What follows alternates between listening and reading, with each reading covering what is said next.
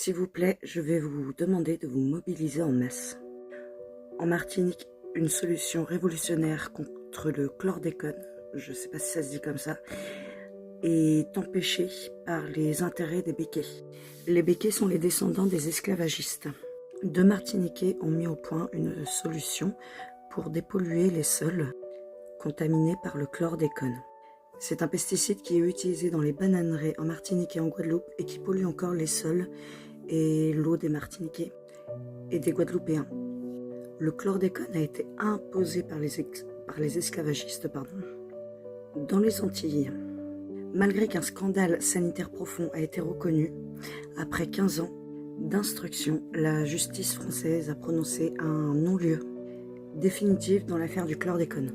Sachant que les Antilles affichent un chiffre de cancer de la prostate très élevé, même l'un des plus élevés au monde, et que le chlordécone est scientifiquement considéré comme étant un facteur à risque.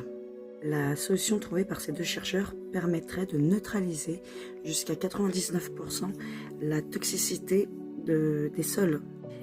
Et elle transforme aussi la matière traitée en une énergie propre à forte valeur ajoutée. Du coup, non seulement c'est une avancée écologique majeure, mais elle constitue aussi une opportunité économique capable de créer de la richesse locale et de réduire la dépendance structurelle du territoire. Sauf que l'administration française a décidé de classer ça secret défense, ce qui empêche donc ces inventeurs de communiquer librement sur leurs formules et ça les empêche aussi de rechercher un financement. Du coup, blocage administratif, blocage scientifique et retard d'une mise en place d'un projet pilote qui serait essentiel. Et pendant ce temps-là, les sols restent pollués et la population continue d'en subir les conséquences. Du coup, les inventeurs ont mis en place une pétition intitulée... Attendez, je me souviens plus du titre.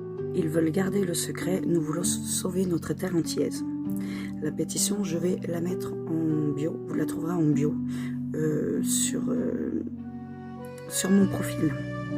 Cette pétition demande une levée du verrou administratif et une évaluation indépendante de la solution. Le déblocage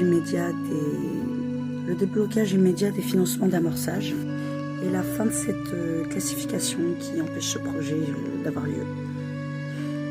Ils veulent aussi que cette technologie reste souveraine et surtout qu'elle bénéficie directement au territoire antillais. Du coup, je vous demande d'aller signer en masse cette pétition. C'est très important. Même si nous ne sommes pas antillais, nous sommes aussi responsables. C'est un devoir pour nous de les soutenir. Le gouvernement français a pris trop de liberté avec les territoires antillais. Il faut que ça cesse. Et nous devons dire stop. C'est important. S'il vous plaît, signez cette pétition.